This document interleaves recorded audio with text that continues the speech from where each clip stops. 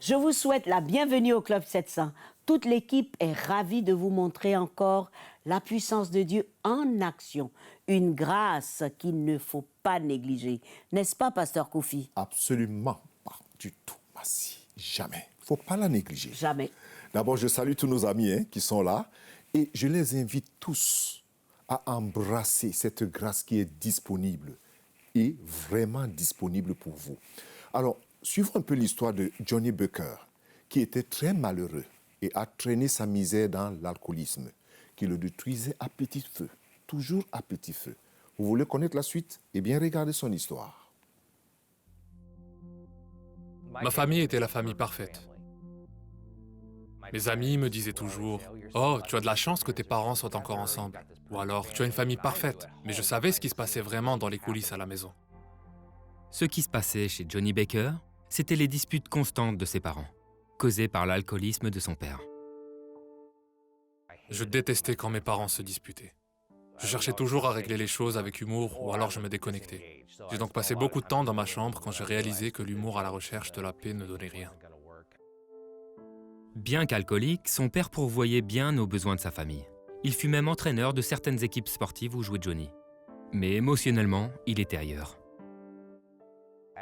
Quand il commençait à boire en soirée, il se déconnectait et il avait la tête ailleurs. Tous les dimanches, la mère de Johnny l'emmenait à l'église avec sa sœur. Johnny donna même sa vie à Jésus à un jeune âge. Mais au lieu d'apprendre à connaître un Dieu aimant et indulgent, Si tu fais quelque chose de mal, tu es puni. Si tu fais quelque chose de bien, tu es récompensé. J'avais l'impression de devoir gagner l'amour de Dieu, mais je ne pensais jamais en être capable. l'autocritique et le doute allaient façonner la vie et les décisions de Johnny pendant les années qui suivirent. Je suis quelqu'un qui a lutté contre l'inquiétude et l'anxiété toute sa vie. Je me disais, Johnny, tu as tout raté, personne ne va t'aimer ou te pardonner. Après la séparation de ses parents, alors qu'il était âgé de 14 ans, Johnny trouva quelque chose pour faire taire son autocritique.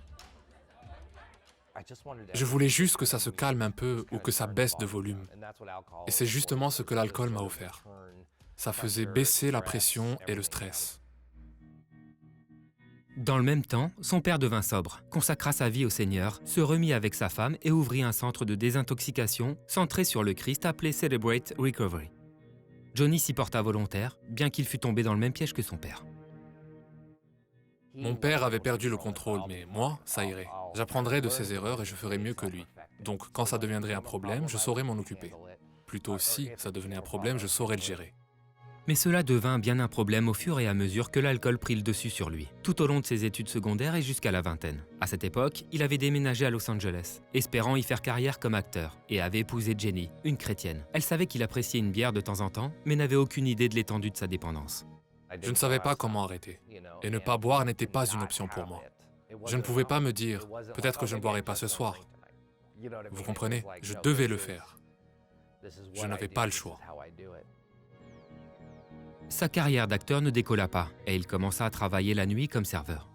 C'était la couverture parfaite pour sa dépendance. Il pouvait boire la journée pendant que Jenny était au travail, et elle ne le saurait jamais. Il s'était aussi complètement éloigné de Dieu. Je ne demandais rien à Jésus. Je ne me disais même pas, ça ne marche pas. Je vais trouver autre chose. Je ne le suivais simplement pas. Je voulais juste suivre mon propre chemin. Puis Johnny apprit qu'il allait être père. Je me souviens d'avoir ouvert une bière pour fêter ça.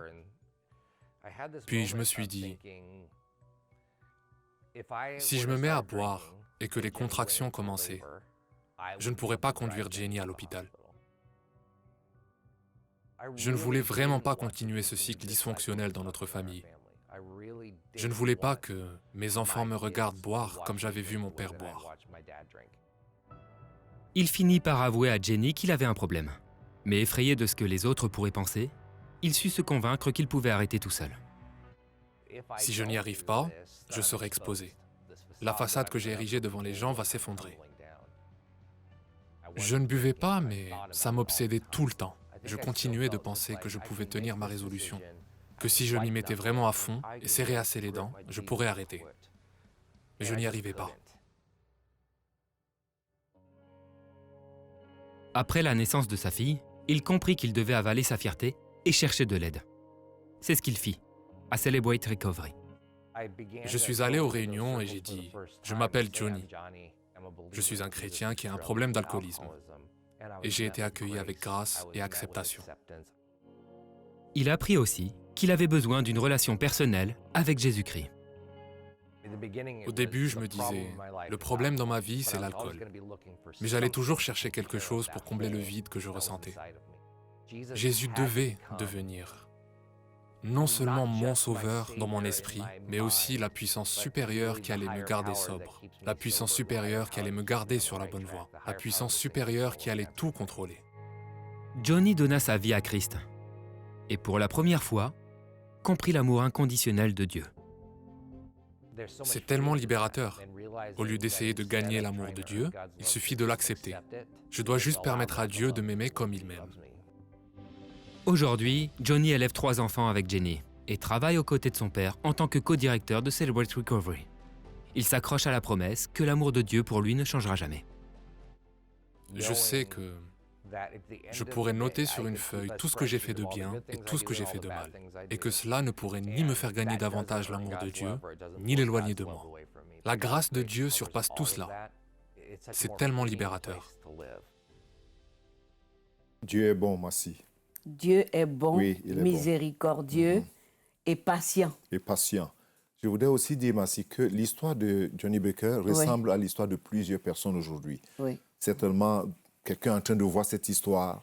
Il vit dans cette anxiété, dans cet esclavage et ne sait pas quoi faire.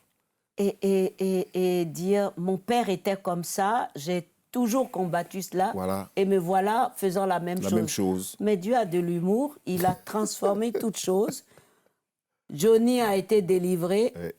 sauvé. Sauvé. Le oui. père de l'autre côté, délivré, Délivré, sauvé. sauvé. Et voilà les deux ensemble qui aident les autres. Comme quoi, il n'y a pas d'erreur dans les plans de Dieu. Non. Et comme la Bible dit, ce sont les desseins de l'Éternel Qui qui s'accomplissent. s'accomplissent toujours. En fait, le diable peut nous malmener de plusieurs manières pendant des années, mais lorsqu'on garde cette confiance dans le Seigneur, la victoire est de notre côté. Et Il c'est très n'aura important. jamais la victoire. Il faudrait être précis là-dessus. Je vous dis, il peut essayer, il va essayer, mais il n'aura jamais la victoire. Parce que le Seigneur, c'est lui qui a la solution finale. Alors, je tiens à cette proclamation de Massi qui dit « Le diable n'aura jamais la victoire. » Et pendant que tu regardes, dis-le pour toi, il n'aura jamais la victoire sur toi. Mais ne nous quittez pas. À tout de suite.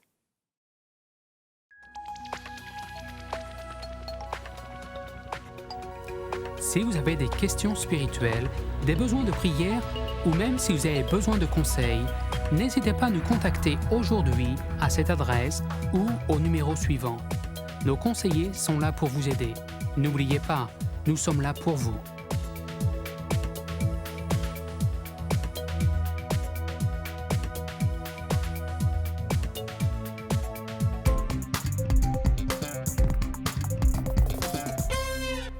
Les amis, nous sommes encore au Club 700 et cette émission nous aide beaucoup.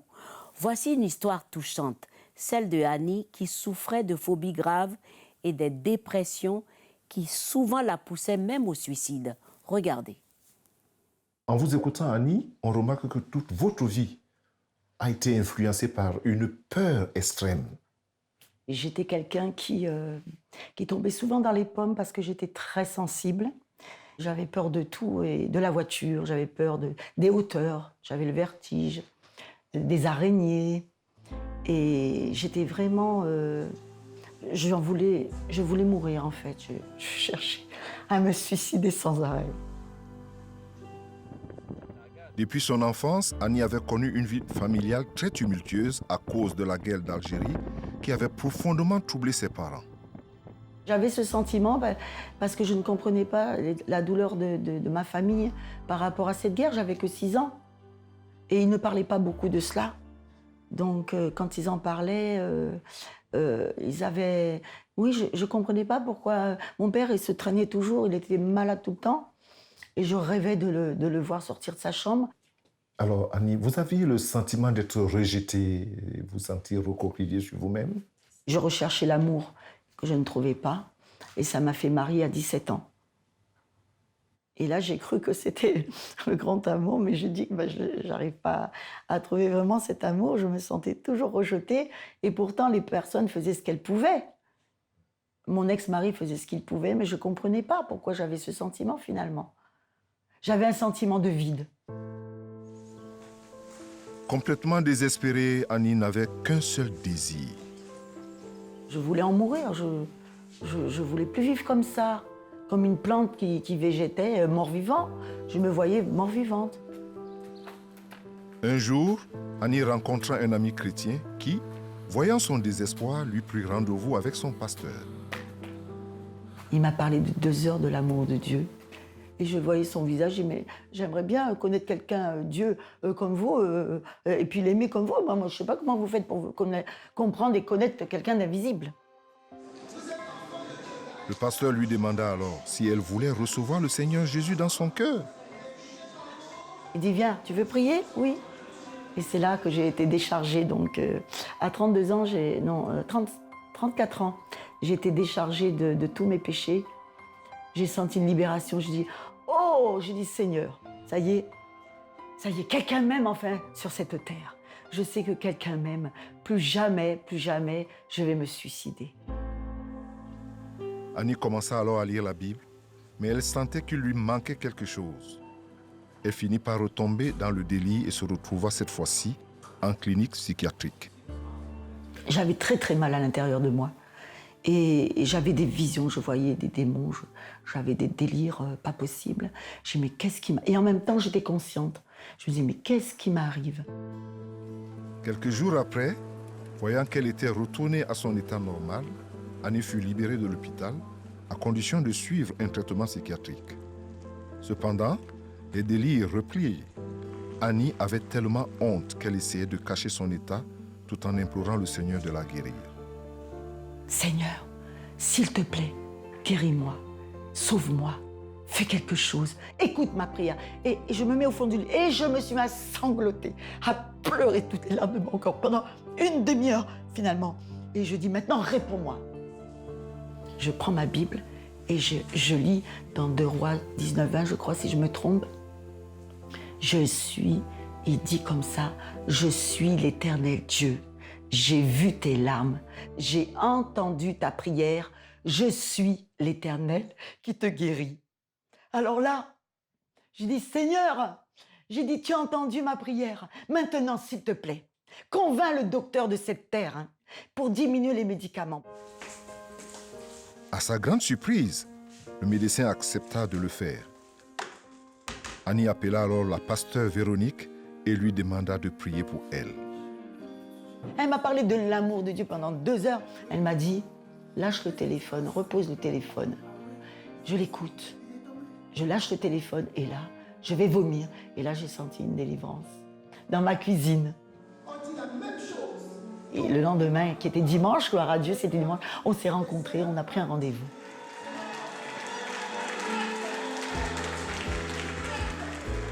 Peu de temps après sa délivrance totale, Annie rencontra et épousa l'homme de sa vie. Elle était toujours éclatante, toujours merveilleuse, souriante. Vraiment, j'ai vu une femme qui avait quelque chose en elle, quoi. Il y avait un dynamisme, même dans son attitude. J'ai vu une femme remplie de compassion. C'est vrai que ça m'a beaucoup touché. Aujourd'hui, Annie n'a plus besoin de médicaments. Elle rend gloire à Dieu qui l'a complètement guérie. L'amour de Dieu m'a délivrée. C'est l'amour de Dieu qui m'a remplie. C'est l'amour de Dieu qui m'a sauvée. Cet amour que je cherchais depuis toute petite, je l'ai trouvé dans le Seigneur Jésus. Je disais à tout le monde, j'ai trouvé l'amour avec un grand A. Jésus-Christ de Nazareth. J'ai essayé de réfléchir sur un thème à donner à ma petite exhortation à vous. Et puis j'ai pensé, je me suis dit, la présence de Dieu. La présence de Dieu. Vous savez, il existe des signes caractéristiques qui montrent une vie hors de la présence de Dieu. Et ce, depuis que l'homme a désobéi à Dieu au Jardin d'Éden. Un exemple le plus frappant est celui du roi Saül. dont la Bible donne l'histoire dans 1 Samuel 18, du verset 7 à 10. Pour n'avoir pas pris Dieu et sa parole au sérieux, il est dit qu'il s'est retrouvé dans bien des tourments. Il est dit qu'un mauvais esprit venant de Dieu s'empara de lui et il entra en transe au milieu de la maison. Il faut comprendre en cette parole ceci, qu'il s'agit d'un esprit de mélancolie qui s'était abattu sur lui. Car lorsque la présence de Dieu quitte quelqu'un, ce dernier se retrouve contrôlé par un autre esprit, ou plusieurs à la fois, ça arrive. Et pour le cas présent, ce fut la mélancolie. Et il était toujours accompagné du désespoir, des accès de colère, l'irritation, l'envie, la jalousie, la perte d'assurance intérieure, la peur. Cet esprit vous amène même à faire croire que tout le monde vous en veut, ou alors qu'on complote contre vous, que personne ne vous aime, que personne n'a pitié de vous. Tout ceci était devenu le langage du roi Saül. Et même plus, il n'avait plus confiance en son propre fils Jonathan. À la fin, ce fut la dépression. Et il se retrouva en train de consulter les sorcières pour avoir une réponse à ses tourments. Pourquoi ? Tout simplement parce que la présence de Dieu l'avait quitté, pour n'avoir pas pris Dieu et sa parole au sérieux. Mais y a-t-il une solution ? Oui, c'est la repentance et la confession pour être restauré à cette communion dans l'amour inconditionnel de Dieu, le Père en son Fils Jésus-Christ. Est-ce que tu es animé en ce moment avec un esprit de mélancolie ? La présence de Dieu, tu ne la connais plus, ou alors tu ne l'as même jamais connue. C'est l'irritation, c'est la colère, c'est la dépression. Tiens-toi avec moi en ce moment et confesse ce péché. Mon Dieu et mon Père, à toi je viens sincèrement et je demande pardon. Pardon pour tous mes péchés, pour mes rébellions, pour la désobéissance. Pardonne-moi, Seigneur, et sauve-moi de cet esprit. Et au nom de Jésus-Christ, répète avec moi, au nom de Jésus-Christ, Satan, je renonce à toi dans ma vie. Et l'esprit de mélancolie, je renonce à toi dans ma vie. En ce moment même, je reçois Jésus dans mon cœur comme mon sauveur et mon Seigneur personnel. Oui, j'accepte Jésus. Amen et amen. Je suis content pour toi, cher ami, et je me réjouis avec toi. Et je sais que Massi a quelque chose à te dire. Massi. Amen, pasteur. Les amis, je vous invite à envoyer vos sujets de prière. Et si vous avez prié avec le pasteur, merci de partager votre témoignage avec nous. Et dans quelques instants, je vous prie de ne pas nous quitter parce qu'il y aura les questions-réponses avec le pasteur. À tout de suite.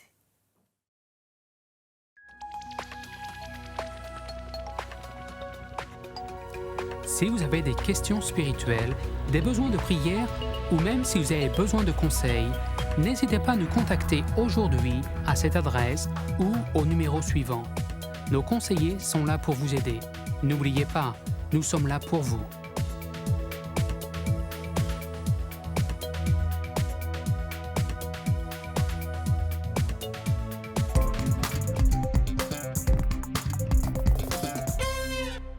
Merci de nous retrouver au Club 700 pour écouter la réponse à vos questions par le pasteur Raymond Koufi. Ah oui, RK. RK. Alors, bonjour, c'est moi Daniel. Tu connais Daniel? Je ne sais pas. Ah, je bah pense il a pas. dit c'est moi Daniel, hein, ça doit être de tes habitués. Ah, peut-être. J'ai besoin d'une aide spirituelle. Je voudrais marcher sur le chemin de Dieu, mais je ne sais pas comment faire. Il y a beaucoup de Daniel, comme ça. Ah bon? Oui, qui veulent marcher sur le chemin de Dieu et ne savent pas comment faire. Alors, c'est très simple. Nous disons tout le temps au Club 700, comment je fais pour marcher sur le chemin de Dieu? D'abord, il y a cette parole dans la Bible, le psaume 119. Comment le jeune homme, j'imagine que Daniel est un jeune, dis-moi c'est Daniel, alors j'imagine que c'est un jeune. Comment le jeune homme rendra-t-il pur son sentier? En se dirigeant d'après ta parole, ô Éternel. Alors pour marcher dans le chemin de Dieu, c'est de marcher dans sa parole. Comment rendre pur mon sentier? Comment marcher dans ce monde où le péché et toutes sortes de mal, nous sommes prisonniers de beaucoup de choses. Comment faire? La délivrance est dans le nom de Jésus. Et la vie de la sainteté est dans la parole de Dieu. C'est la réponse.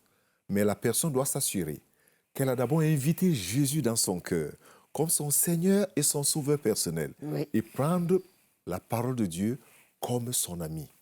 Tu es dans le chemin de Dieu. Merci. Aussi Voilà simple. pour Daniel. S'il vous plaît, pasteur, aidez-moi. Je ne veux pas mourir dans le péché. Alors là, c'est très grave, Massi. Personne ne veut mourir dans le péché. Moi, je ne veux pas mourir dans le péché. Ça, Moi c'est non sûr. plus. Personne. Moi, j'imagine que personne là dehors n'aimerait mourir dans le péché. Pourquoi? Tu meurs dans le péché, tu vas en enfer. Ça, c'est clair. Il faut que les gens le sachent. Parce que, excuse-moi, Massi, l'impression que j'ai ou que les gens ont, c'est de croire que le péché, c'est une chose facile à laquelle Dieu va fermer les yeux. Non, il ne faut pas mourir dans le péché. Mourir dans le péché, c'est atterrir en enfer. Ça, c'est clair. Mais comment faire pour ne pas mourir dans le péché? La Bible dit, car Dieu a tant aimé le monde qu'il a donné son Fils unique, afin que quiconque croit en lui ne périsse point, mais qu'il ait la vie éternelle. Voilà la clé, voilà la solution. Pour quiconque qui ne veut pas mourir dans le péché, c'est de dire tout simplement, Seigneur Jésus, c'est un cri, Massi. Seigneur Jésus, je suis un pécheur, j'ai péché contre toi. Mais aujourd'hui, je regrette et je t'invite dans mon cœur, car Dieu a tant aimé qu'il a donné, afin que quiconque croit en lui ne périsse point. Voilà la réponse, Massi. Très bien. Je voudrais savoir une chose. Si vous avez fait du mal à quelqu'un et que vous avez avoué votre faute, mais la personne ne veut pas vous pardonner, que faire pour mériter son pardon? Ça aussi, c'est sérieux, Massi. On ne peut pas mériter seulement le pardon de la personne lorsqu'on a confessé, on a reconnu sa faute. La personne dit bien, j'ai reconnu ma faute, je suis allé vers la personne, mais elle ne veut pas me pardonner. Je voudrais dire à la personne, son problème est réglé devant Dieu. Ça, c'est clair. Une fois que vous avez fait du tort à quelqu'un, vous allez vers la personne, vous reconnaissez votre faute. Dieu vous libère, vous êtes libre devant Dieu. Si la personne ne veut pas vous pardonner, ça devient le problème de la personne maintenant avec Dieu et non vous. Ce n'est plus vous. La personne a un problème maintenant avec Dieu. Ça, c'est clair, c'est biblique. Donc, tu n'as plus rien à faire pour mériter son pardon. La première personne à qui t'a donné le pardon, c'est d'abord Dieu, parce que tu es honnête, tu es sincère. J'ai reconnu mon péché, j'ai reconnu ma faute. Je viens vers Massi, je reconnais, je dis, s'il te plaît, Massi, pardonne-moi ce que j'ai fait. Vraiment, Dieu est témoin que je suis sincère. La première personne qui me pardonne, c'est Dieu.